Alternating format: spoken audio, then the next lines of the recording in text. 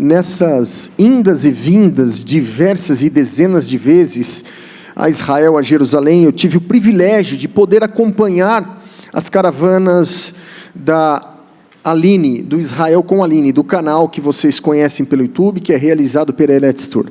E eu confesso a vocês que por mais viagens que fossem, diversas viagens, e no mesmo roteiro, a gente aprendia coisa nova. É um poço de conhecimento.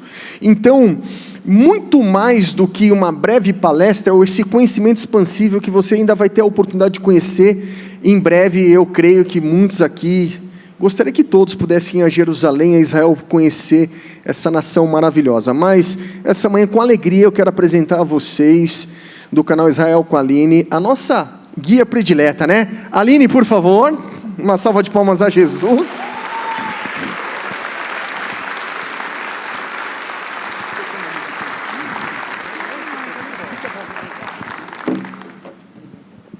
Shalom!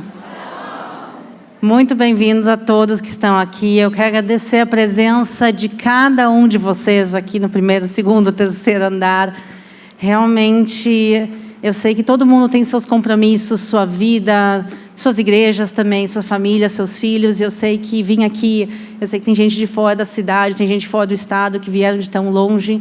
Então, eu quero agradecer a cada um de vocês pelo tempo de vocês, por virem aqui conhecer um pouquinho mais e aprender um pouquinho mais sobre Israel. E eu quero agradecer também, especialmente ao pastor Avelino, à pastora Aline, a minha xará, e todo o pessoal aqui da Bola de Neve, que está sendo incrível, estão abrindo as portas para mim aqui. E eu sempre tenho alegria de estar e voltar ao Brasil. Eu sou brasileira, mas eu já moro há uns 16, 17 anos em Israel, e eu tento vir todos os anos ao Brasil, me conectar às minhas raízes, à minha origem aqui brasileira. E eu posso dizer, antes de a gente começar a palestra, eu prometo que eu já começo ela, mas eu posso contar para vocês a mudança que eu vi no Brasil, vamos dizer, nesses últimos 25, 30 anos, desde que eu realmente comecei a me conectar mais com Israel. Eu vejo a mudança não só em mim, mas eu vejo essa mudança no Brasil. Quando eu me mudei para Israel em 2007, eu vinha para o Brasil todos os anos, e por causa da maneira que eu falo português, meu português sempre foi um pouco diferente, as pessoas perguntavam para mim, onde é que tu mora? De onde tu é? E eu dizia, eu moro lá em Jerusalém, eu moro em Israel. E as pessoas, tu usa burca? Quer dizer, tu cobre o cabelo? Como é que é lá? Tu via que a maior parte dos brasileiros não tinham a menor ideia do que era Israel, da realidade de Israel, da importância de Israel, da arqueologia bíblica de Israel. Eu vejo como isso está mudando dia após dia. E hoje, quando eu venho para o Brasil e encontro pessoas que não têm a menor ideia do que é o Israel com a Aline, ou quem eu sou, e as pessoas perguntam de onde eu sou, eu digo Israel, eu vejo como a reação é completamente diferente. Eu vejo as pessoas hoje em dia, eu digo, eu sou de Jerusalém. Meu sonho é conhecer Israel, meu sonho é conhecer Jerusalém. Minha tia esteve em Israel em uma caravana. Quer dizer, a gente vê como o Brasil tem mudado o seu conhecimento e a sua relação em relação a Israel. E para mim, como brasileira e israelense, realmente é algo indescritível. E poder estar aqui num domingo de manhã e ver centenas de pessoas que estão vindo aqui, acordando cedinho para poder ouvir para Israel, é algo que eu não sei se aconteceria há 20, 30 anos atrás, e por isso a gente não pode levar nada como óbvio, é óbvio que vai encher uma igreja para ouvir sobre Israel, não. Essa é uma realidade nova, é uma realidade que o Brasil tem mudado muito. E agora, com tudo isso mudado, vamos realmente falar sobre o que a gente veio falar no dia de hoje, que são as evidências arqueológicas relacionadas a Jesus. Hoje o dia vai ser sobre a arqueologia bíblica. E, já começou aqui o telão. Então, a gente vai falar bastante de arqueologia ligada a Jesus, e por isso eu acho que nada melhor que começar falando do nascimento de Jesus. Vamos ler aqui os versículos bíblicos. José também saiu da Galileia, da cidade de Nazaré, e foi para a Judeia, até a cidade de Davi, chamada Belém, por ser ele da casa e família de Davi, a fim de alistar-se com Maria, sua esposa, que estava grávida. E aconteceu que, Estando eles ali, chegou o tempo de ela ter a criança. Então Maria deu à luz a seu filho primogênito, enfaixou o menino e o deixou numa manjedoura, porque não havia lugar para eles na hospedaria.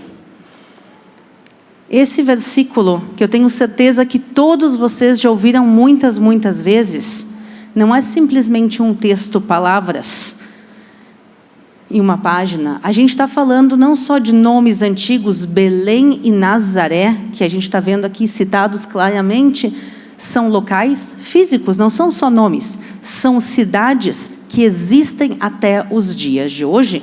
Cidades que a gente pode caminhar nelas, tocar nas pedras.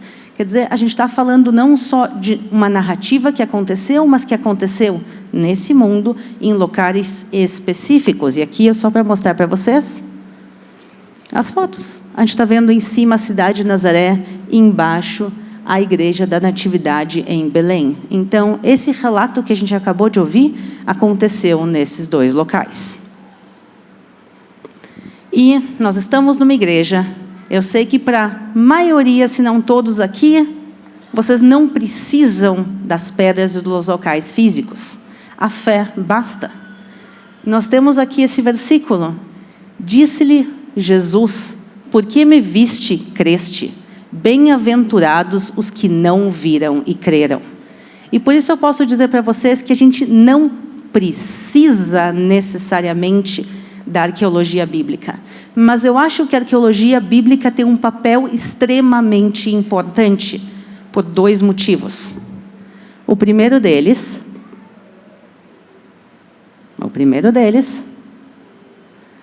é que há muitos céticos, há muitas pessoas que querem colocar o dedo na ferida, que querem olhar e dizer: se eu não posso ver, eu não acredito. E não falta gente cética. Eu aqui trouxe alguns exemplos para vocês. Um livro muito famoso, que foi escrito em 2007, e até os dias de hoje é muito lido, esse aqui em inglês, O Mito de Nazaré. A cidade inventada de Jesus. Essa é uma teoria muito conhecida e muito falada, que diz que Nazaré existe hoje em dia, mas que Nazaré não existia ainda quando Jesus nasceu. Então, que a narrativa não pode ser aquela que a gente leu, se a cidade não existia ainda. Porque, para muitos, a Bíblia é um livro de histórias inventadas, ou um livro escrito depois, de narrativas e folclore. E aqui a gente está vendo exemplos ali. A Bíblia como o mito dos mitos, Jesus nunca existiu. E a gente está vendo aqui alguns jornais maiores e também jornais menores. Quer dizer, a gente vê que isso é muito falado no Brasil e no mundo todo, pessoas que dizem: eu preciso ver para acreditar. E aqui entra a arqueologia bíblica. É um dos dois motivos que eu acho tão importante a arqueologia bíblica, é justamente para a gente poder argumentar para aquelas pessoas que têm dúvidas. E o segundo motivo é porque a Bíblia nos ordena: vinde e vede. Essa expressão aparece várias e várias vezes na Bíblia, em diferentes locais. Quer dizer, a Bíblia nos convida: vem e vê. Vocês não precisam, bem-aventurados aqueles que não viram e ainda assim creem. Mas a Bíblia nos faz um convite muito claro à terra de Israel e à arqueologia, para que a gente possa conhecer onde tudo isso aconteceu. E eu acho que o melhor exemplo disso é em relação ao sepulcro de Jesus. Sepulcro de Jesus. Eu vou conseguir, até o final da palestra eu aprendo. Vamos ler um versículo juntos agora, mais um versículo bíblico.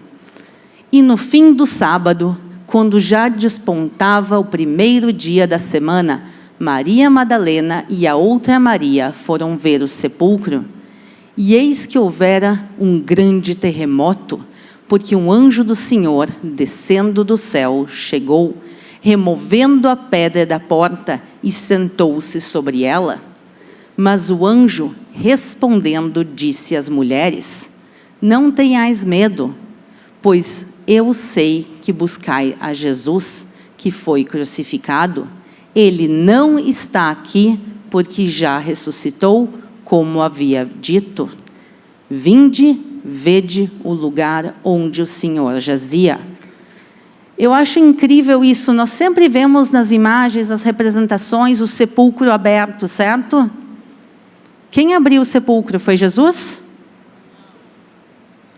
Quando as mulheres chegam no sepulcro, no primeiro dia da semana, o sepulcro já estava vazio, mas ele estava vazio e fechado. Quem abre o sepulcro é o anjo. Com que objetivo? Para que as mulheres pudessem entrar. Então, quando a gente vê a imagem do sepulcro vazio representada, o objetivo é para que a gente possa ver. Então, esse foi o acontecimento. Tem uma imagem aqui um pouquinho melhor. Então, esse foi o acontecimento. As mulheres foram para ver o quê? Jesus. Elas estavam não indo buscar um sepulcro vazio, elas estavam indo buscar a Jesus. E elas chegam lá e se deparam com o anjo e com o sepulcro vazio. E o anjo podia dizer a elas: acreditem em mim, tenham fé, Jesus não está aqui. Podem ir lá e vão contar para todo mundo, está vazio o lugar. Mas ele não, ele sabia que elas tinham muita fé. Elas acompanharam Jesus por anos e anos. Viram os milagres que eles fizeram, os milagres que ele fez. Elas acompanharam ele, viram a crucificação, elas estavam aos pés da cruz, elas assistiram tudo. E mesmo com tudo, elas não abriram mão de Jesus. Então, provavelmente seria suficiente para elas que o anjo dissesse: acredita em mim, o sepulcro está vazio, Jesus não está aqui atrás de mim. Mas não, o anjo faz questão de rolar a pedra, abre para elas, e não só isso, elas entram no sepulcro, elas veem que o sepulcro está vazio, fazendo essa ordenança: venha e veja.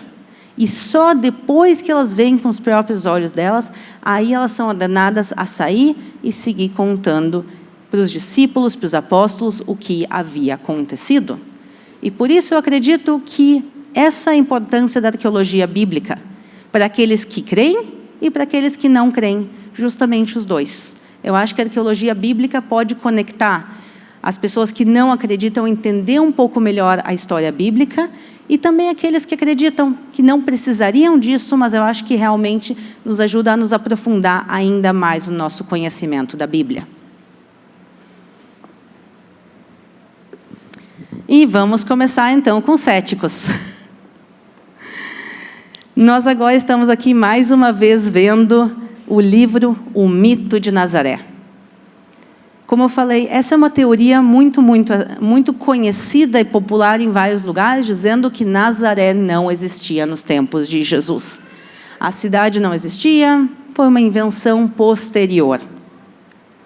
E eu estou começando justamente por isso, não só porque é uma teoria muito conhecida, mas também porque a gente está agora fazendo um pouco de ordem cronológica. A gente falou um pouco do nascimento de Jesus, vamos agora falar da infância dele em Nazaré. Por anos, décadas e décadas, se procurou Nazaré bíblica e não se encontrou. Bíblica especificamente do período de Jesus. Não se havia encontrado absolutamente nada dos tempos de Jesus em Nazaré. E por isso começou as especulações. Olha, se a gente não acha, talvez a cidade não existisse.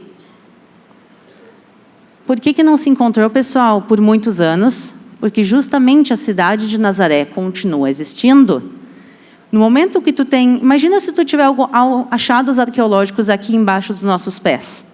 Para te acessar eles, tu tem que começar a primeira coisa quebrando esse edifício. Abrindo o piso e fazendo tudo isso. Vamos dizer que não todo mundo quer ter sua casa derrubada para fazer escavações arqueológicas. O centro de Nazaré é uma zona extremamente povoada e, por isso, é uma zona de difícil acesso arqueológico. A gente tem o mesmo problema em vários lugares em Jerusalém. Em várias cidades bíblicas a gente tem esse problema, onde as cidades existem até os dias de hoje, isso dificulta muito as escavações. E por isso, por muito tempo não se encontrou, essa teoria se popularizou, e aí as escavações arqueológicas continuam acontecendo.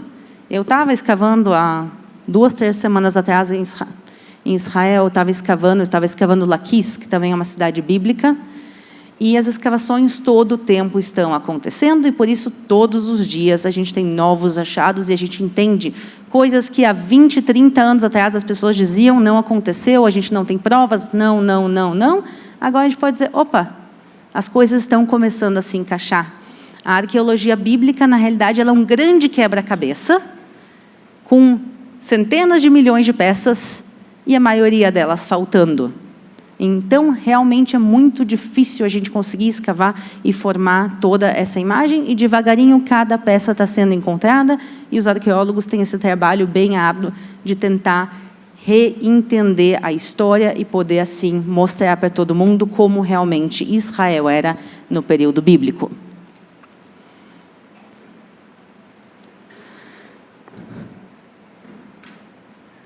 Então, desde então, o que se encontrou em Nazaré, especificamente dos tempos de Jesus?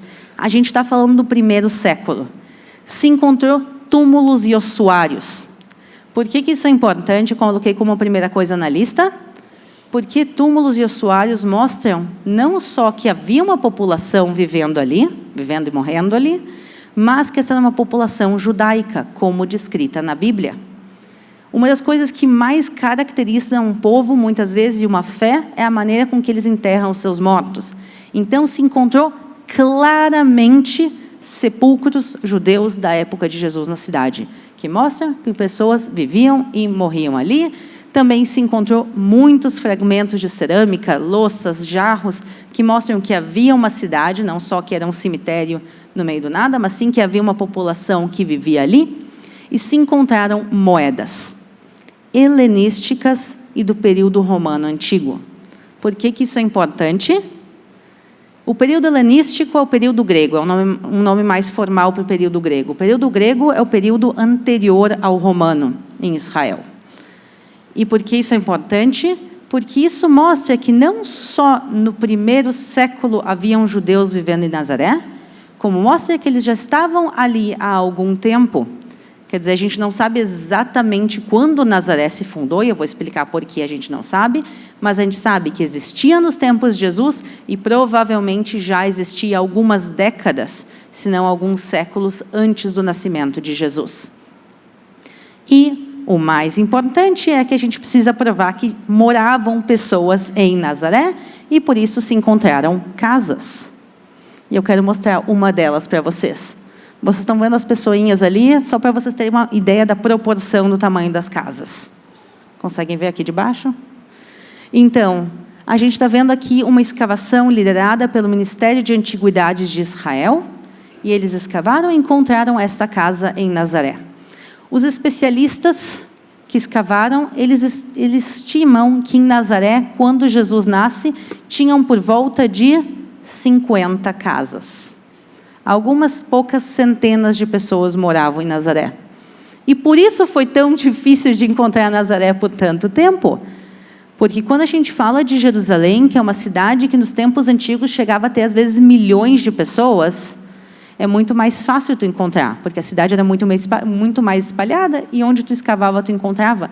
Nazaré é encontrar uma agulha no palheiro. Hoje em dia tem dezenas de milhares de habitantes em Nazaré. Eu sei que aqui para Campinas, que vocês têm 2 milhões de habitantes, se eu falo de 50, 60 mil habitantes, para você soa pouca coisa. Mas, se a gente fala de Israel, uma cidade com dezenas de milhares de habitantes, é uma cidade grande, e no meio dessa cidade enorme, achar 50 casas soterradas foi um desafio. Mas um desafio que foi cumprido. Então, claramente, o René, que escreveu aquele livro, vocês podem já contar para ele que o livro dele já foi desprovado. Que a gente sabe que, sim, Nazaré, sem dúvida nenhuma, existia como um pequeno vilarejo judaico nos tempos de Jesus e também algum período antes disso.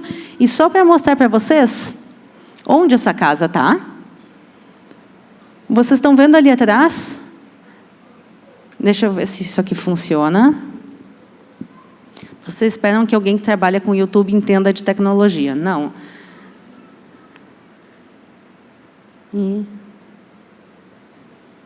Tá, não funciona. Então, vamos olhar juntos agora lá para o fundo. Vocês estão vendo um edifício grande ali atrás, onde estão as palmeiras? Alguém reconhece esse edifício? Essa é a Igreja da Natividade. A Igreja da Natividade é uma das 4 primeiras igrejas da Terra Santa. É uma igreja extremamente antiga, construída no início do período bizantino. Se a gente está falando do século IV, pessoal, aí há 1700 anos, cristãos vão aí orar e dizer: aqui era a casa de Maria, aqui é o local onde Jesus cresceu. E realmente, quando se fez as escavações do outro lado da rua da igreja, se encontrou Nazaré bíblica. Então, não só que se encontrou a cidade, se encontrou exatamente onde os cristãos todo esse tempo diziam que estava. A questão é que a igreja, tu não tem como desmontar ela e olhar o que tem embaixo. E não só isso, ali tem várias camadas de igreja. Se a primeira igreja foi construída por volta de 300 anos depois da morte de Jesus, a gente está falando de muitas camadas de igreja. E agora quem é a pessoa que vai chegar? O arqueólogo vai chegar e diz: não, pode tirar essa igreja de 1700 anos daqui, vamos ver o que tem embaixo. Ninguém realmente vai fazer isso. E por isso, no local da igreja, não se tem como escavar, mas se está escavando em volta, esse local e um local um pouquinho mais subindo essa rua, se escavou e se encontrou aqui uma casa e também um pouco mais para cima para casa. Isso mostra que a gente não só encontrou Nazaré, se encontrou exatamente onde os cristãos estavam dizendo desde o início. Agora, a gente vai ter prova hoje, só para avisar vocês. Espero que vocês tenham estudado. Entrando num barco, Jesus passou para o outro lado do mar e foi para a sua própria cidade. Nós estamos agora falando já de Jesus adulto, durante o seu ministério. Ele cruza o mar e ele vai para a sua cidade. Qual é a cidade de Jesus, segundo a Bíblia? Não é Nazaré. Quefarnaum. Então, Jesus nasceu em Belém da Judeia, como nós lemos. Ele viveu a maior parte da sua vida em Nazaré. Porém, a Bíblia chama Quefarnaum de a cidade de Jesus. Por quê? Lá ele viveu não a maior parte da sua vida, mas os anos mais significativos.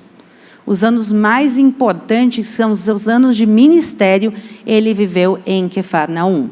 Quefarnaum era uma pequena cidade, não pequena como Nazaré, mas era uma pequena cidade que era à beira do mar da Galileia e uma cidade de pescadores. E quem vivia em Nazaré era? Quem vivia em Nazaré era? Pedro. Eu disse que ia ter prova, gente.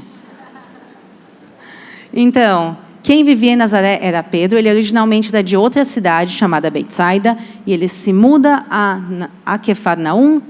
Eu falei certo? Falei certo? Eu falei Nazaré, gente. Eu fui reprovado na prova. Então, quem vivia em Quefarnaum? Muito bem. Então, quem vivia em Quefarnaum é Pedro. Ele era originalmente de uma cidade chamada Betsaida, e então ele se muda a Quefarnaum, e quando Jesus começa seu ministério, Pedro já vivia em Quefarnaum, e por isso Jesus se muda para Quefarnaum, e ele provavelmente passa a morar na própria casa de Pedro, por um bom período. Boa parte do seu ministério ele morava junto da casa de Pedro, na cidade de Quefarnaum. E de Quefarnaum ninguém nunca duvidou, porque a cidade foi facilmente achada em escavações arqueológicas. O que nós estamos vendo aqui é a cidade de Quefarnaum, um pequeno vilarejo de pescadores, feito de pedra basáltica. Então, se encontrou Quefarnaum exatamente onde se acreditava que seria. Já, isso a gente está falando do século XIX, já a cidade foi encontrada, à beira do mar. E dentro da cidade de Quefarnaum, uma cidade interessante, mas a gente não quer só saber qual é a cidade, a gente quer saber qual casa Jesus morou. Mas será que entre todas essas casas a gente tem como saber exatamente qual delas Jesus nasceu, qual delas Jesus viveu? A gente consegue identificar? Vocês acham que sim ou não? Sim ou não? Sim? Bem, olhem aqui, esta é a casa de Pedro. Agora, eu tenho que explicar uma coisa. Vocês estão vendo que tem um edifício que é octagonal, que é meio circular, um dentro do outro? Essa não é a casa de Pedro. Eu vou explicar o que é isso depois. Mas se vocês olharem, tem algumas paredes que claramente estão atravessadas, que são mais antigas. Esses são os restos da casa de Pedro. Então, essas paredes com as pedras maiores pareciam um pouco mais soltas, esses são os restos da casa de Pedro. Essa casa foi construída no início do 1º século, justamente a época que Pedro e Jesus viveram. E ela foi construída exatamente igual a todas as casas de Cafarnaum. Realmente, se tu olhar à primeira vista, no 1º século, ela era uma casa normal, com várias salas laterais, um pátio interno. Se encontrou também uma área que se acreditava ser a cozinha. Se encontraram muitos utensílios do dia a dia, restos de pratos, de copos, obviamente tudo de cerâmica, mas se mostra claramente que aquela era uma casa normal na época do 1º século. Porém, no final do 1º século, alguma coisa estranha passa a acontecer nessa casa, porque a gente vai encontrando arqueologia em camadas. Então, a camada mais antiga era uma casa normal. A segunda camada, que algumas poucas décadas depois, não se encontra mais louça, copos, panelas. Todos os utensílios do dia a dia desapareceram. E, além disso, o piso e parte das paredes da casa foram cobertos de gesso. Imagina que passaram reboco dentro da casa, nas paredes e no piso. Isso não é normal. Reboco naquela época, esse gesso, é algo caro. Uma simples família de pescadores não teria reboco dentro da sua casa. As outras casas que nós vimos antes também, nenhuma delas se encontrou esse tipo de reboco. Nem no início, nem no final do 1º século, só essa. Também, os especialistas acreditam que parte das paredes internas da casa foram derrubadas para abrir um espaço maior, para poder se juntar um número maior de pessoas dentro dessa casa. E esse reboco não se encontrou uma camada de reboco, se encontraram várias e várias e várias camadas de reboco. Isso mostra que a casa era bem cuidada, tinha manutenção constante, tinha alguém ou algumas pessoas com preocupação em relação ao local, que estavam sempre mantendo o local bem cuidado, e que o local era de alta circulação, porque para desgastar reboco tanto, imagina, as pessoas vão passando e o piso vai gastando e o local vai sendo desgastado, tem que cobrir de reboco, de reboco, de reboco. O que os especialistas, até os mais céticos, concluíram? Que este local funcionava como uma domus ecclesia, como uma igreja secreta e legal. A gente tem que lembrar que quando o cristianismo nasce, o cristianismo era uma religião proibida e perseguida pelo Império Romano, e por isso não se constrói nenhuma igreja, pelo menos não oficialmente, até o século IV, que é a de Nazaré, por exemplo. E por isso, os especialistas acreditam que essa casa funcionava como um local de congregação secreto. Os cristãos, que estavam ali literalmente desde os tempos de Jesus, todos eles sabiam qual era a casa de Pedro e eles se reuniam ali. E por isso a casa de Pedro, na prática, é uma das primeiras igrejas da Terra Santa, ou um primeiros locais de congregação. Por isso ele não leva o nome oficial de igreja, e sim é uma domus ecclesia. E aí, nos rebocos do século IV, se encontraram várias inscrições na parede cristãs, falando de Jesus, falando de Pedro, com cruzes na parede, mostrando que, obviamente, era um local de congregação cristã. E só aí, no século V, se constrói uma igreja sobre o local, que é o que nós vemos aqui. Esse edifício octagonal é uma igreja. Algumas das primeiras igrejas da Terra Santa eram octagonais. Então, não é aquele retangular que a gente está acostumado, e sim, esse era o formato da maior parte das primeiras, não a maior parte, mas boa parte das primeiras igrejas eram assim, octagonais. Então, a gente está vendo aqui as camadas históricas, mas por isso, a gente tem locais em Israel que a gente pode dizer, olha, são tradição. A gente não tem provas arqueológicas se aconteceu ali ou não. Tem locais que eu posso dizer, olha, pessoal, esse local é um consenso entre as pessoas de fé e também entre os céticos. E esse é um desses locais. Todos em Israel concordam que essa é a casa de Pedro. Ela hoje em dia não está dessa maneira, foi construída sobre ela mais uma igreja, por isso eu trouxe para vocês fotos antigas. Dá para ver que as fotos não são de agora. E essa casa é muito importante, porque a Bíblia nos conta que dentro dessa casa e ao redor dela se passam muitas passagens bíblicas e vários milagres. Um dos milagres mais famosos que aconteceu claramente dentro desta casa que estávamos vendo nas fotos é justamente o milagre da cura da sogra de Pedro. Jesus vai à casa, ela estava com uma febre, ela estava muito doente. Hoje em dia, para a gente, febre é algo simples. Naquela época, era um sinal de alguma coisa muito maior. Febre literalmente podia matar naquela época, e por isso Jesus vai e cura a sogra de Pedro dentro desta casa. Estão vendo ali no fundo o edifício aquele parece circular? Ali dentro, exatamente naquele local, naquelas pedras que se pode tocar e olhar até os dias de hoje, ali aconteceu esse milagre. Também muitos doentes iam à casa de Pedro para pedir cura. Quer dizer, eles viam aquilo como uma oportunidade de ir a Jesus e pedir a ajuda dele, e por isso muitos doentes e endemoniados iam à porta, iam em volta da casa e ali mesmo eram curados. E tinha um homem que queria chegar até Jesus, mas no meio da multidão ele não conseguia, e ele e seus amigos foram um pouco mais criativos. Eles sobem até o telhado, eles desmontam o telhado da casa, entram para dentro, e esse homem que entra amarrado por uma maca, sai caminhando pela porta da frente. Vejam que interessante. Eles desmontam o telhado, porque de que material era feito o telhado? De madeira, palha e barro. Era assim que era feito. E essa casa que foi encontrada, se encontrou o telhado? Não. Se encontrou tudo, exceto o telhado. Porque madeira, palha e barro desaparecem depois de 2000 anos. Então, também até nisso, essa casa se encaixa na descrição bíblica. E por isso, às vezes a gente se foca na parte principal da história, mas esses pequenos detalhes nos ajudam a entender muito melhor. Eles não quebram a parede da casa, eles não entram pela lateral, porque a lateral era feita de pedra. O ponto mais fraco da casa era o telhado, e é exatamente assim que se encontrou nas escavações arqueológicas.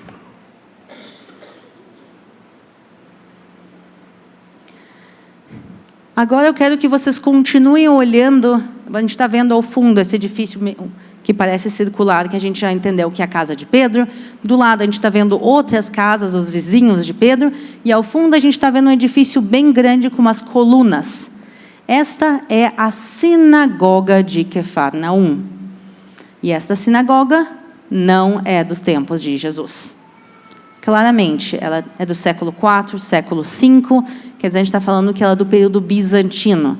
É um dos locais que o pessoal mais gosta de bater foto lá, porque é bonito, imponente. Deixa eu ver se eu trouxe uma foto de dentro para vocês verem. Assim que eu aprender a mexer nisso. Olha que bonito. Realmente, tu chega lá, é um local imponente, com grandes colunas, mas isso aqui não era a sinagoga dos tempos de Jesus. Essa sinagoga foi colocada nesse local posteriormente. Mas a Bíblia nos narra que sim tinha uma sinagoga em Quefarnaum na época de Jesus. Mas a sinagoga que a gente encontrou não bate a datação. Então tem algo estranho aqui, até que a gente olha um pouquinho mais para baixo. Eu não sei como eu vou conseguir mostrar isso para vocês. Deixa eu ver se eu consigo. Não, é mais alto do que eu imaginei. Se vocês olharem aqui onde termina o edifício, vocês estão vendo que parece uma linha preta embaixo? Essa linha preta são as fundações da sinagoga. Mas não são as fundações dessa sinagoga. São as fundações de uma sinagoga bem anterior. Quando eles viram, quando tu faz um edifício, por exemplo, como esse, grande e bonito, as fundações, elas se encaixam exatamente onde é o edifício. Essas fundações, elas estão um pouquinho para fora, um pouquinho no ângulo diferente, se vê que esse edifício e essa base não se encaixam. O que os arqueólogos concluíram? Aqui havia uma sinagoga na época romana, nos tempos de Jesus. Porém, por algum motivo, essa sinagoga ficou velha, danificada, ou desmoronou, e aí eles tiraram essa sinagoga e construíram uma outra em cima, usando a mesma base. Então, aqui, por mais que a sinagoga branca que nós estejamos vendo, ela é dos tempos posteriores, toda a base preta, que a gente também vê aqui, onde estão essas duas grades à direita, vocês conseguem ver ali toda a fundação preta? toda a fundação preta é de um edifício anterior, que é a sinagoga que havia antes nesse local. Então, isso também se encaixa. Porque a gente tem que lembrar que não tudo sobreviveu exatamente igual como era naquela época. A gente está falando de 2000 anos de destruições e reconstruções, mas escavando e buscando com paciência e com dedicação, as coisas devagarinho estão começando a aparecer.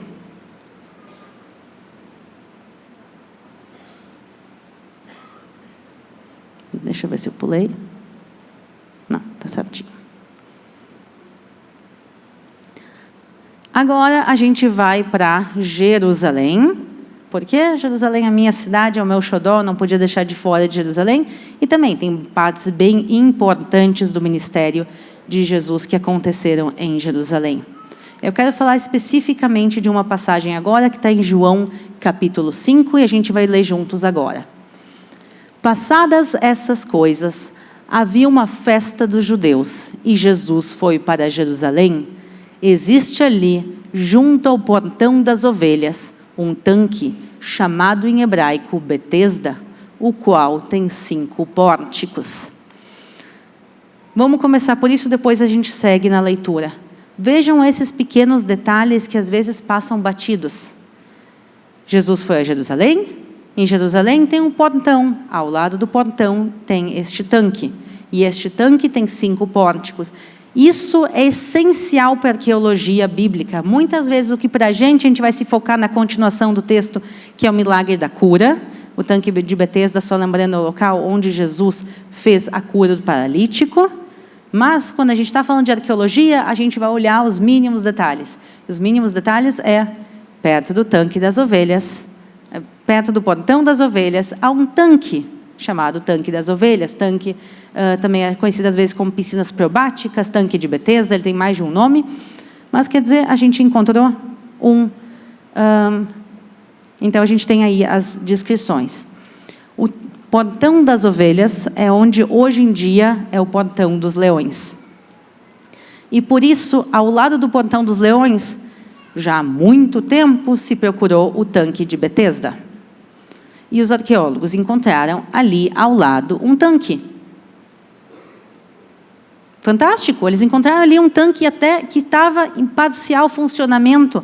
Até os tempos modernos esse tanque funcionava. Era um tanque grande, retangular, bonito, cheio de água, preservado. Os árabes locais chamavam o tanque dos filhos de Israel. E os arqueólogos disseram, esse aqui é o tanque de Betesda. Só tem um problema. A Bíblia nos fala que o tanque, onde aconteceu o milagre, tem 5 pórticos. O que é um pórtico? Um pórtico era uma estrutura antiga, que era coluna, coluna, coluna, coluna, e um telhado. Então, imaginem que haveria um tanque, e em volta, nos 4 lados, colunas, e telhadinho dos 4 lados fechado. Agora, 1, 2, 3, 4. O tanque é quadrado. Como é que tu vai ter 5 pórticos? Era uma dúvida que por séculos e séculos e séculos as pessoas tentaram responder. A gente não encontrou em Israel, em nenhum lugar, um tanque pentagonal, um tanque de água de 5 lados. Isso não faz nenhum sentido arquitetônico antigo. O tanque com certeza não tinha 5 lados. O tanque encontrado também não tinha 5 lados, ele tinha 4 lados. Mas a Bíblia fala que o tanque tem 5 lados, então tem alguma coisa errada. E também tem gente, às vezes, que tenta achar explicações. Uma das explicações que tentou se dar, os 5 pórticos representam os 5 livros do Pentateuco. Isso representa, juro por Deus que teve gente que escreveu essas teorias, livros inteiros sobre isso. Não, porque é o Pentateuco que representa a antiga lei e Jesus veio agora para curar e trazer a nova lei. E as pessoas buscavam tentar achar uma explicação.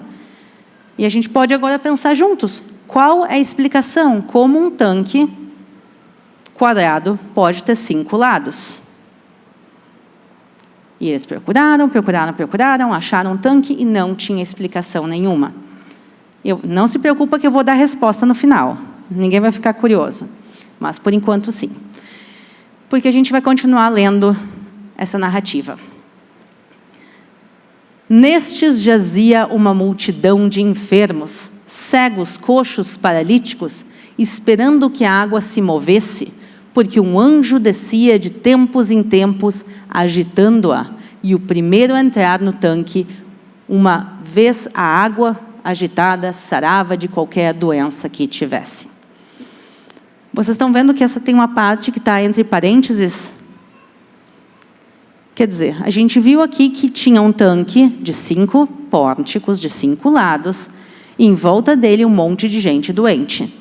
E depois tem uma parte do texto que está entre parênteses. Vocês depois podem olhar na Bíblia de vocês se essa parte entre parênteses aparece entre parênteses, sem parênteses, ou se ela não está. O que acontece é que essa parte da Bíblia foi acrescentada depois. Tem 2, 3 versículos da Bíblia que os especialistas acreditam que foram colocados ao longo do tempo. E por isso eles aparecem hoje normalmente na Bíblia entre parênteses. Por exemplo, o Código Sinaiticus, que é uma das versões mais antigas que a gente encontrou do livro de João, esse versículo não aparece. A gente acredita que, historicamente falando, isso era uma nota de rodapé. Uma nota de uma margem. Algum escriba que colocou o texto, colocou aquilo como um anexo para explicar o que estava acontecendo. Por quê? Um tanque de 5 lados com um monte de gente em volta. Por que todos aqueles judeus estavam ali em volta da água? Porque eles acreditavam que cada vez que a água era movida, quem se atirasse primeiro na água seria curado de qualquer doença que tivesse. Essa explicação, com o tempo, acabou entrando no texto. Então, a gente tem que entender que é algo colocado depois, mas não é nada inventado, era uma tradição que já havia na época. Nesse tanque misterioso de 5 lados. E continuando.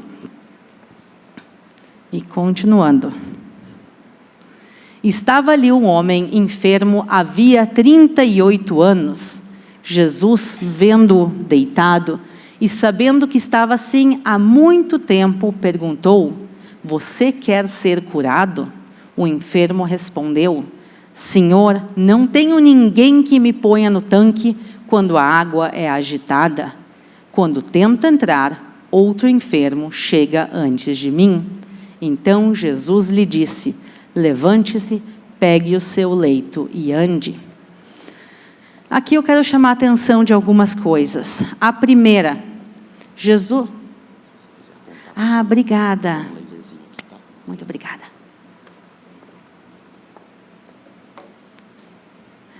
Então, vamos falar de algumas coisas. Primeiro, Jesus chega a esse homem e pergunta: tu queres ser curado? E qual vai ser a resposta dele? Qual deveria ter sido a resposta dele? Sim.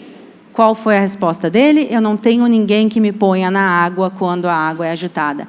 Então, claramente a gente vê que esse homem, e não só ele, todos que estavam em volta, acreditavam que a cura deles viria através da água. Então, aqueles versículos, por mais que foram colocados depois, eles sim refletem o que as pessoas naquela época acreditavam.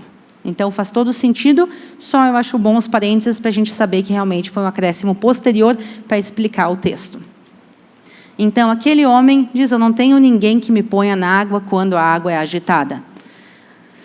Agora, a gente tem o primeiro mistério, como é que o tanque tem 5 lados, certo? E agora o segundo mistério, como é que a água é agitada? Um tanque no meio de Jerusalém, a água do nada não começa a se movimentar. Mas claramente as águas se movimentavam de tempos em tempos. Porque a pessoa que estava sentada ali, esse homem há 38 anos doente, ele estava sentado ali, de vez em quando ele via a água se movimentando do nada. E aí ele via as pessoas se atirando. Ele não ia estar sentado ali, porque se tu senta do lado das águas e espera o movimento delas, e não se movimenta 1 hora, 1 dia, 1 semana, 1 ano, e não se movimenta nenhuma vez, tu levanta e vai embora. Na verdade, se a gente vai e busca um milagre e ele nunca acontece, tem alguma coisa estranha. Então, claramente, deveria haver algum movimento das águas, e havia movimento das águas. E esse é o segundo mistério. Então, como ele tinha 5 lados e como as águas se movimentavam. E os arqueólogos não tinham explicação nenhuma, porque Birkat Israel, quer dizer, Bnei Israel, o tanque dos filhos de Israel era um tanque de água comum, qualquer. Quadrado, bonito, perto do portão, exatamente onde ele deveria estar.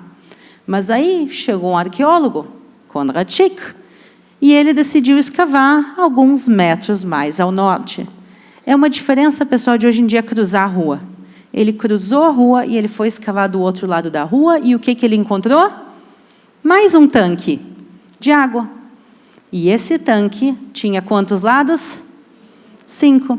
Então, na realidade, os arqueólogos bíblicos às vezes também se enganam. E por muito tempo se acreditou que esse tanque, outro tanque, era o tanque que eles acreditavam. Eles acreditavam que esse tanque era o tanque de Betesda, e aí claramente não era. Quando encontraram outro, eles disseram, era então isso que a Bíblia se referia. E agora a gente vai ter o nosso momento também. Antes disso. Só deixa eu explicar mais uma coisa. Eu acho importante a gente falar sobre isso. Esse homem, quando Jesus pergunta a ele, tu queres ser curado? A resposta dele, qual vai ser? Eu não tenho ninguém que me ponha nas águas. E aí Jesus, ainda assim, Jesus decide curar ele, como? Sem entrar nas águas. Jesus cura, depois a gente vai falar do tanque de Siloé. No tanque de Siloé, sim, Jesus vai e ordena que ele se lave os seus olhos nas águas. Aqui, Jesus não deixa que ele encoste nas águas. Ele diz, pega, toma o teu leito e sai andando. Por quê? Porque era uma lição para aquele homem e para todo mundo que estava em volta. A cura não vem das águas. A cura vem somente de Deus. E já que ele e as pessoas que estavam ali não estavam conseguindo diferenciar uma coisa da outra, por isso ele disse, ok, sai assim com a tua cura, sem precisar das águas. E também isso é importante, porque quando eu venho aqui falar das pedras e das águas e das pedras da arqueologia, a gente tem que lembrar que isso é um complemento à narrativa bíblica, que isso é um complemento à fé, é um instrumento para a fé, mas não é um substituto. A gente não vai a Israel para tocar na pedra e dizer, essa pedra vai te curar. Se a gente está olhando agora, eu tenho um laser, muito obrigada aí. Estão vendo o laser verde? 1, 2, 3, 4 lados, e a divisão no meio é o 5º lado. É isso que a Bíblia se referia. E por tanto tempo, uma solução tão simples, ninguém conseguiu imaginar. É um tanque retangular com uma divisão no meio, e por isso eles contam dessa maneira. 1 pórtico, 2, 3, 4, e esse aqui. E esse aqui é o 5º pórtico. Agora, o que explica o movimento das águas? Porque, de alguma maneira, milagrosa ou não, as águas se movimentavam. Isso é bem claro, porque as pessoas que estavam ali sentadas viam a água se movimentar. O que a gente acredita é que um desses tanques, ele era usado como banho ritual judaico. A gente chama isso de mikve. Então, a mikve, os judeus iam lá se purificar. Mas, pensa, uma pessoa entra para tomar banho, 2, 3, 4, 5, 6, 1.000, 2.000, 3.000, e a água vai ficando um pouco suja. E também a água vai saindo, conforme as pessoas vão usando, o nível da água vai baixando. E por isso a gente encontrou escavações arqueológicas e mikves em vários lugares que haviam sempre 2 tanques, um maior e um menor. O menor era como um tanque reserva, porque as águas, na maior parte do tempo em Jerusalém, elas vinham da chuva. E em Jerusalém somente chove no inverno. Outubro, novembro, dezembro, janeiro, fevereiro, normalmente essa época chove. A maior parte do ano não chove. Então imagina que tu pegou agora as últimas águas do ano, em março, e só vai chover em setembro. Imagina tomar banho no mesmo lugar que boa parte da população, por meses e meses a fio, com a mesma água. Não devia ser muito purificadora entre nós, pelo menos fisicamente. E por isso, os 2 tanques funcionavam de uma maneira que um era utilizado e o outro era usado como um tanque reserva, e de lá a água escorria para o outro. E o que se encontrou lá justamente é essa divisão. E se encontrou uma abertura que podia conectar um tanque ao outro e podia ser aberto e fechado como uma comporta. E se agora um dos sacerdotes que mantinha o local abrir a comporta, o que vai acontecer? Vai encher de água. O nível, até os 2 se nivelarem. Só que as pessoas que estavam em volta não viam todo o processo, não entendiam. Eles simplesmente viam, de repente, as águas se movendo. As águas se movendo, provavelmente, era simplesmente isso, a água passando do reservatório para o tanque principal. Simplesmente isso. E somente depois que a gente encontrou nas escavações arqueológicas o tanque de Betesda, a gente entendeu que os 5 lados não era algo figurativo, que o movimento das águas não era como as pessoas imaginavam na época, um anjo do Senhor passando. Aquela era a crença deles das águas, mas Jesus claramente mostra, tu não precisa das águas. Isso aqui não é necessário. E, por isso, a arqueologia ela nos ajuda a fechar um quebra-cabeça que a gente nem sabia como ele deveria se formar. E, por isso, eu quero mostrar as imagens para vocês, que eu tinha botado antes. Esse aqui é uma parte do tanque de Betesda. Ele não todo foi escavado ainda. Então, essa parede aqui, pessoal, vocês estão vendo isso aqui? Não o arco, a parede que está atrás. Isso aqui é gesso hidráulico original de 2000... Aqui. Gesso hidráulico original de 2000 anos. Literalmente, tudo isso aqui é a parede do tanque. Aqui, então, esse aqui é o que se chama o tanque sul, a gente tinha visto 2. Esse aqui é um deles. E essa é aquela divisão. Aquela divisão, o 5º pórtico, é isso aqui, literalmente. Aqui é o tanque de água, a gente pode ver, inclusive, os degraus para descer as águas. Porque se ele é usado para purificação, não é que a galera fazia tibum na água. Purificação, o pessoal descia para se conectar, para se purificar. Então, o pessoal tinha aqui escadas que davam acesso às águas. Então, se acredita que talvez em alguns períodos históricos esse tanque também servia para ovelhas, pois também o nome talvez era usado para lavar as ovelhas antes de elas serem sacrificadas no templo de Jerusalém. Pode ser também que elas eram usadas para dar água para as ovelhas, a gente não tem certeza. Mas essas escadas indicam que, pelo menos em parte do período, ele sim era usado como um tanque de purificação. E por isso, isso que se chama esse fenômeno de conectar 2 tanques, um de reserva e o outro principal, isso se chama Otzer em hebraico, isso foi encontrado em muitos lugares, também do período de Jesus. Então, isso faz todo sentido no momento que a gente encontrou isso aqui nas escavações. E aqui... Vocês estão vendo essa parede aqui? A gente está vendo claramente não é uma parede de pedra. Isso aqui é terra. O tanque segue para o lado de cá, só que ele não foi escavado. E não há nenhuma previsão de escavar, mas ele era bem maior do que isso aqui. Mas aqui a gente consegue ver um bom pedaço do tanque de Betesda, que foi encontrado nas escavações arqueológicas.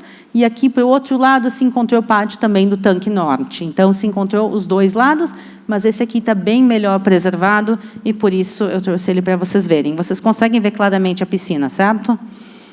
E aí os arqueólogos também, quando encontraram, disseram, era isso que a Bíblia se referia. Mas a gente aqui também vê um pouco da dificuldade da arqueologia bíblica. Estão vendo isso aqui? Isso é uma igreja de aproximadamente 900 anos.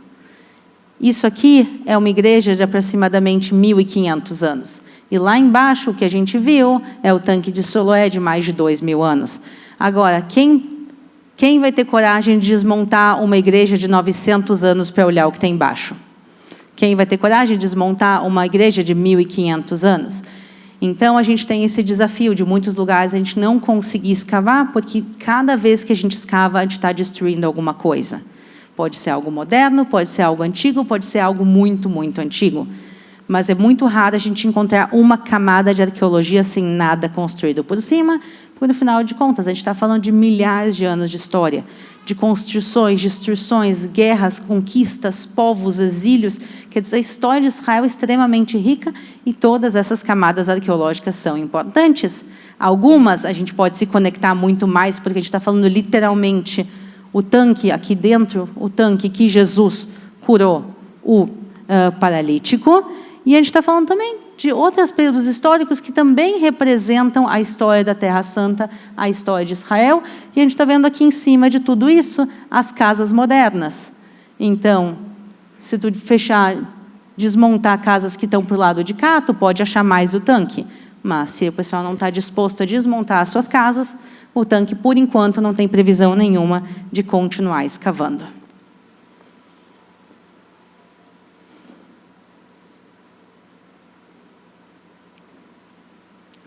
E agora nós estamos vendo outro tanque de água. Esse aqui vocês podem ver que ele tem só um pórtico de um lado. não dos outros lados. Esse tanque de água é o tanque que se chama o tanque de Siloé. É onde Jesus fez o seu outro milagre. Esse também se acredita que era um tanque de purificação. A gente está vendo as escadas aqui que desciam, as multidões indo às águas para se purificar, para subir, porque essas escadarias levavam para onde? Para o Templo de Jerusalém. A propósito, esse muro foi encontrado, esse muro foi encontrado, esse pequeno tanque de água foi encontrado, esse tanque grande de água foi encontrado, essas escadarias foram encontradas.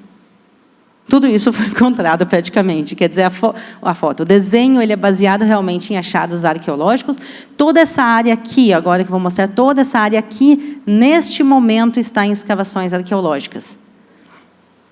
E o que eu vou mostrar para vocês é a foto de como se parecia antes de tudo isso, antes das novas escavações arqueológicas. Então, quando eu conheci esse local, só essa área estava escavada, o resto tudo estava aqui. Olha, você consegue ver, tem um muro e casas aqui e árvores.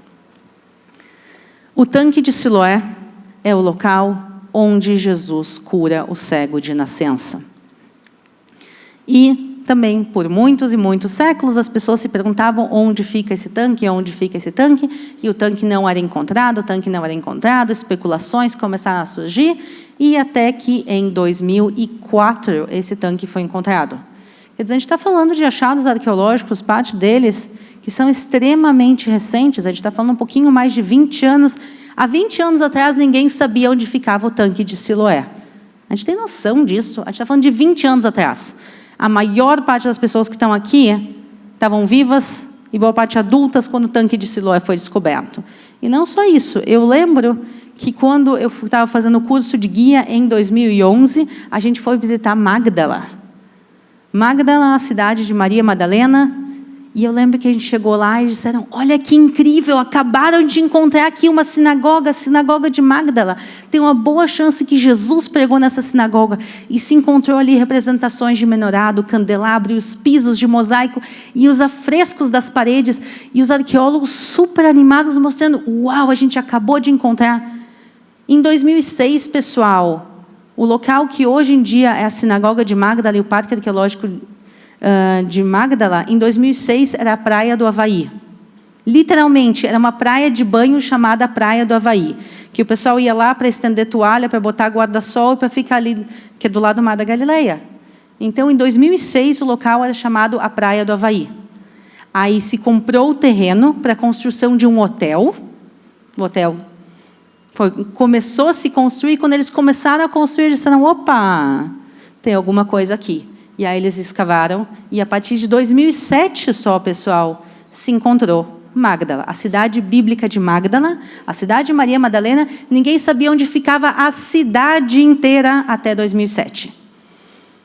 E eu lembro que onde foi, o local ainda não estava nem aberto ao público quando eu fui lá fazer o curso de guia, a gente está falando, eu acho que em 2011, 2012, não estava nem aberto ao público, e eles acharam a cidade.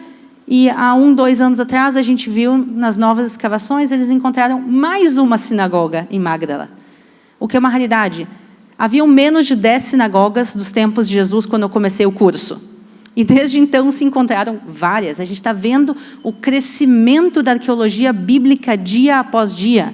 E por isso, o que para a gente às vezes é óbvio, porque a gente está vivendo no presente, são coisas muito, muito recentes. Como eu falei também no início, quer dizer, a maneira que o Brasil vê Israel mudou completamente. E também a maneira como Israel se enxerga, e enxerga a sua arqueologia, também mudou muito nos últimos 20, 30 anos. Mas é realmente um processo de formiguinha. Cada pedra que tem que ser retirada, analisada, cada pedacinho de cerâmica, cada moeda, é realmente um processo muito, muito, muito difícil e demorado, e caro e complicado, mas que está sendo feito, e cada peça que realmente sai da terra nos ajuda a entender melhor a arqueologia bíblica. E a gente está vendo isso aqui. Isso aqui são as escadarias que se encontraram descendo para o tanque de Siloé. Então, tudo isso aqui era o tanque de Siloé, e ele ainda não havia sido escavado quando essa foto foi tirada. E aqui em cima a gente está vendo as escadas. Estão vendo as escadas? Essas escadas subiam, subiam, subiam, subiam e chegavam até o Monte do Templo. E essas escadas também estão em escavações arqueológicas ativas agora. Então, se pode subir até aqui, se pode ir por aqui, subir, e provavelmente em uma questão de meses ou poucos anos, a gente vai conseguir subir direto do tanque de Siloé, exatamente pelo mesmo pavimento até o Templo de Jerusalém. Exatamente o mesmo caminho que os peregrinos faziam nos tempos bíblicos, ele está sendo escavado e revelado, e vai ser aberto ao público. Eles falaram em alguns meses, nisso eu não tenho tanta fé. Mas eu imagino que nos próximos anos, sim, o local vai ser aberto. No momento, já se pode caminhar desde o tanque de Siloé, que era a ponta mais baixa de Jerusalém, até o Templo de Jerusalém, que era a ponta mais alta. Quer dizer, se pode fazer toda Jerusalém bíblica dos tempos de Davi, de uma ponta a outra, se pode já fazer no mesmo escavações originais, mas hoje a gente tem que caminhar pelos encanamentos de esgoto bíblicos. Então, eles já escavaram os encanamentos de esgoto e agora estão trabalhando em também escavar a rua original, mas tem que lembrar que tem uma cidade em cima, então eles realmente estão escavando e tem um processo de engenharia gigantesco que é segurar tudo o que tem ali em cima, para literalmente a cidade não ir abaixo.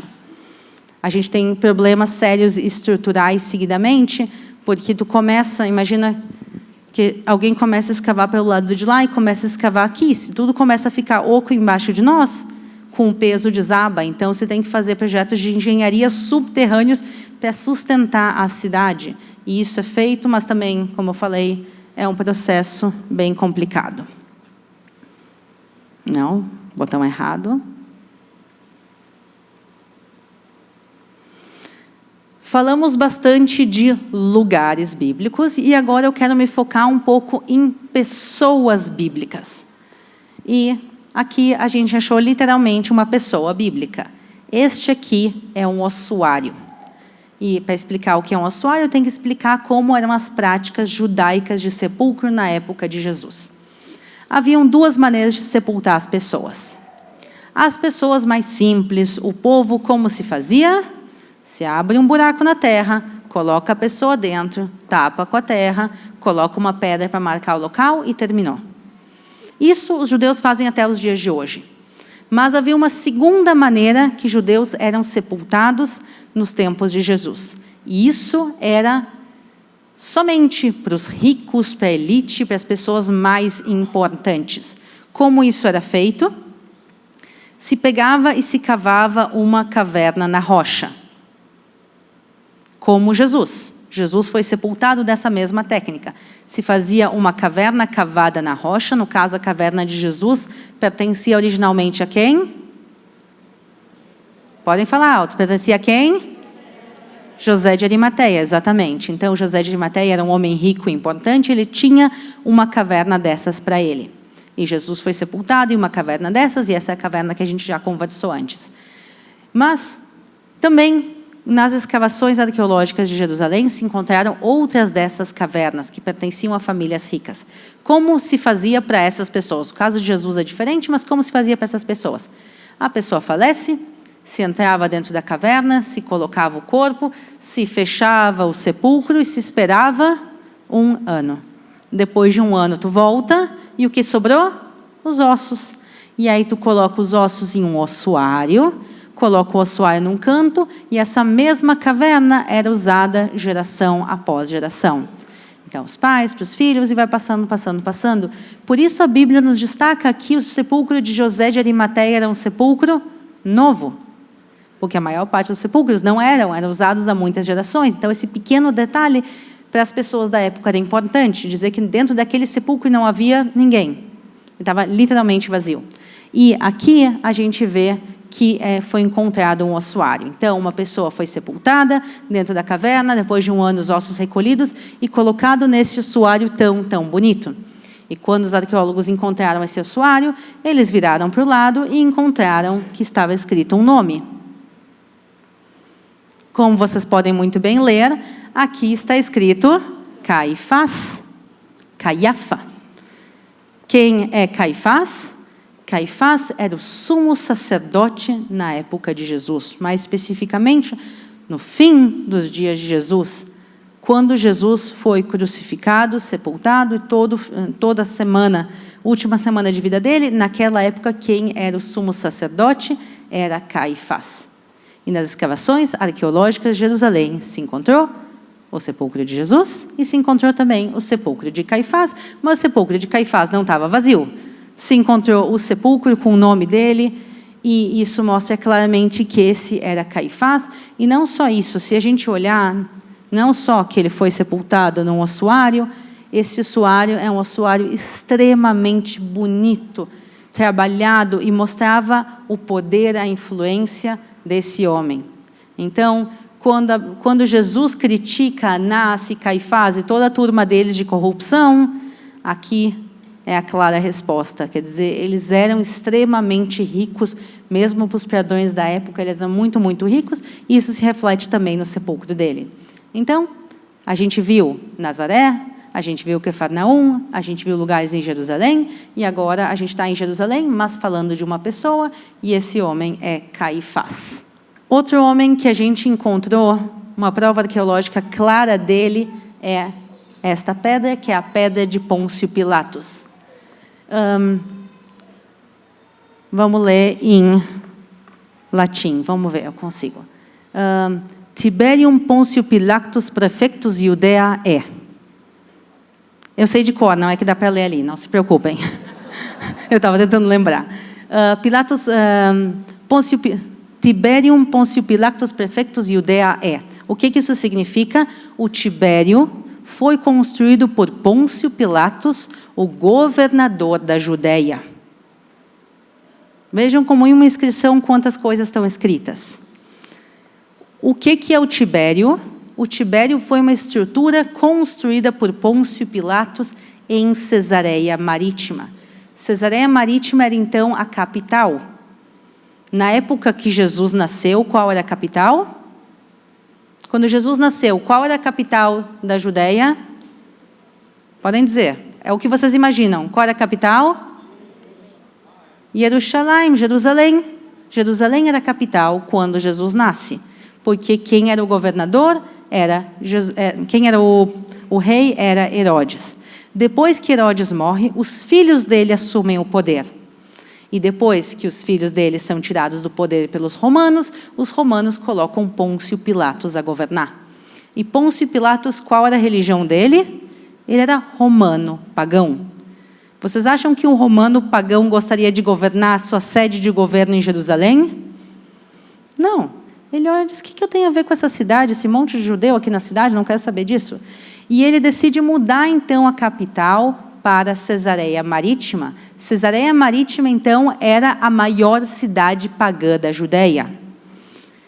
Com templos. Tinha um templo pagão para Augusto e para deusa Roma. Imagina um templo pagão gigantesco na cidade. Estátuas, imagens, casas de banho. A maior parte da população da cidade era pagã. E ele disse, eu me sinto muito mais confortável em Cesareia, e por isso Pôncio Pilatos muda a capital para Cesareia, se muda para Cesareia, e lá ele constrói o Tibério. E o que é o Tibério? A gente não tem a menor ideia. A gente não encontrou o Tibério ainda. A gente sabe que foi construído por Pôncio Pilatos, a gente sabe que foi construído em Cesareia, mas o que é o Tibério a gente não sabe. Mas, para esse caso, realmente não faz diferença, porque o que importa para nós é o resto da inscrição. Pôncio Pilatus prefectus Judea é. Pôncio Pilatos, o governador da Judeia. Nessa época, a região se chamava Judeia. Era, na realidade, dividido em algumas regiões. Originalmente tudo era Judeia, depois a Judeia foi dividida em regiões, depois foi reunificada. Quer dizer, é um pedaço de terra bem conturbado, como vocês sabem, até os dias de hoje é conturbado, mas naquela época a região era chamada Judeia e Pôncio Pilatos era o governador. E por isso também muita gente falou, olha, como é que ele pode ter governado e ter deixado para trás nenhum registro escrito? E aí se encontrou essa pedra já há algumas décadas, e ela comprova não só que Pôncio Pilatos viveu, ele viveu em Cesareia, como a gente sabe, no período histórico que a gente sabe, e que ele tinha essa função. Ele foi governador da Judeia por alguns anos, e aí os romanos consideraram ele sanguinário demais, e ele foi tirado do poder, e outra pessoa colocada no seu lugar. Pensem quão ruim tinha que ser uma pessoa para os romanos olharem e dizer, olha, tu passou um pouco do limite. Não, Pôncio Pilatos realmente foi uma pessoa extremamente sanguinária, e ele causou um dano muito, muito grande à região, mas a gente tem aqui realmente esse pedacinho, fralda. Esse pedacinho de pedra que hoje em dia está exposto no Museu de Israel, que a gente está vendo aqui, ele está no Museu de Israel, tem uma réplica dele em Cesareia Marítima, mas o original está no Museu para Preservação. Ele realmente é uma prova arqueológica de um valor imensurável. Também, eu não trouxe foto para vocês, mas ao lado dessa pedra no Museu de Israel tem um achado arqueológico meio macabro, a gente pode dizer. É um tornozelo de uma pessoa com um prego cravado. Literalmente, um prego assim, desse tamanho, um prego cravado no tornozelo da pessoa. Por que ele foi colocado ali? Por quê?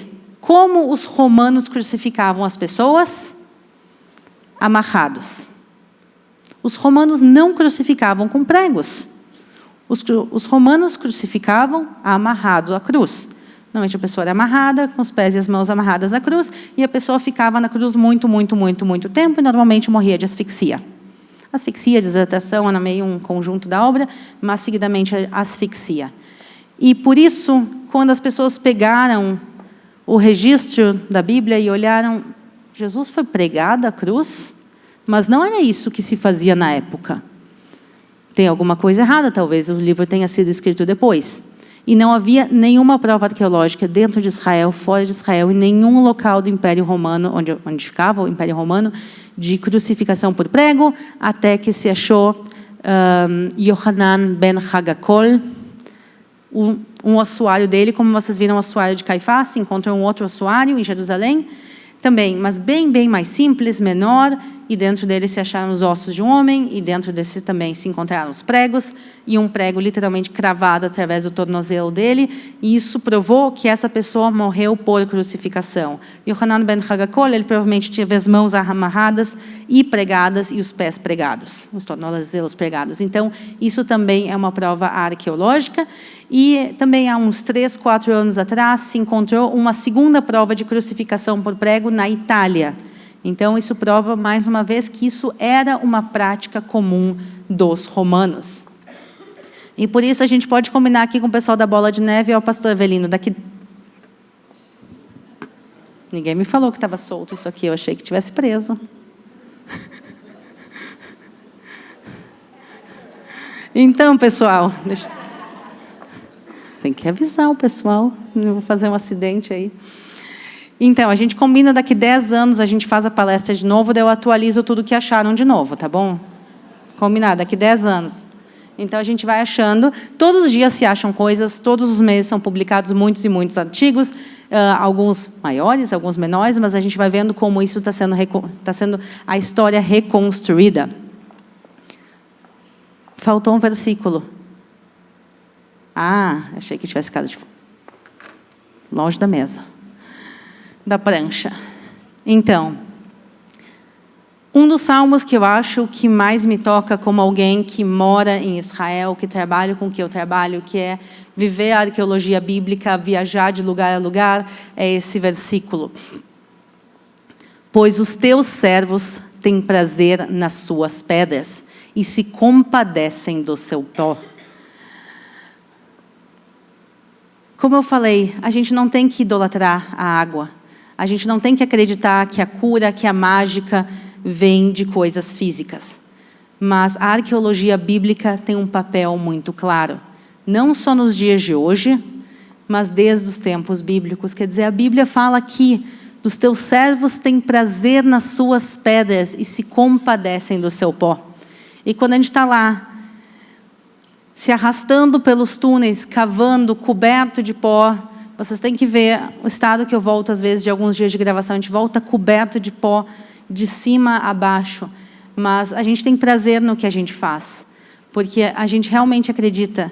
Deus está no mundo todo, mas eu realmente, de todo o coração, acredito que há algo especial nas pedras, no pó, na areia, que há em Israel.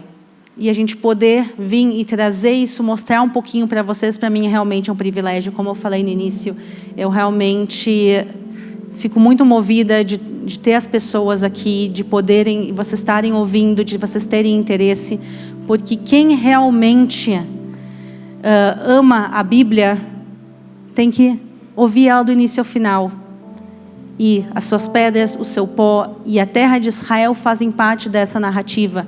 E por isso eu, junto também com o pastor Avelino, a pastora Aline, a gente realmente queria trazer um pouquinho disso para reforçar a fé, para mostrar a nossa conexão com a terra de Israel. E por isso eu quero agradecer mais uma vez a todos vocês. Espero que vocês também tenham amor e carinho à terra de Israel, como eu aprendi a ter ao longo desses anos. Também, se vocês tiverem a oportunidade de ir para Israel, é realmente uma viagem transformadora. Mas mesmo à distância, a gente pode ler as palavras da Bíblia.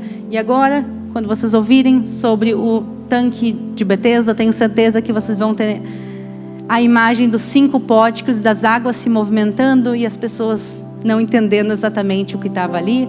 Mas nem sempre a gente entende, mas devagarinho a gente vai estudando, entendendo cada vez mais. Então, muito obrigada a todos vocês que estiveram aqui com a gente no dia de hoje.